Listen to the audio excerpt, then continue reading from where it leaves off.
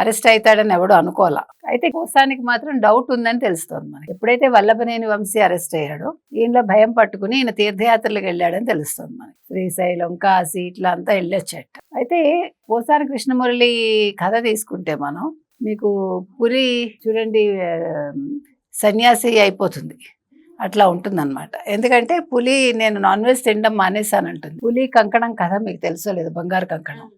అట్లాగా మన పోసాని కృష్ణమురళి గారు కూడా నవంబర్లో భయపడ్డాడు. నవంబర్లో ఒక డిజిటల్ ఒక యూట్యూబ్ ఛానల్కి ఇచ్చిన ఇంటర్వ్యూలో, నేను మాట్లాడింది తప్పు కాదు, నేను తప్పు మాట్లాడలేదు, నేను మాట్లాడిందంతా కరెక్ట్ అన్నాడు. ఆ తర్వాత 2-3 రోజులకి అతను ఒక ప్రెస్ మీట్ పెట్టి ఏమన్నాడంటే, నేను ఇంకా రాజకీయాల్లో ఉండను, ఏ పార్టీకి పని చేయను, నేను ఏమైనా తప్పు మాట్లాడి ఉంటే నన్ను క్షమించండి, అంటే ఇంకా నన్ను అరెస్ట్ చేయకండి అన్నట్టుగా మాట్లాడాడు.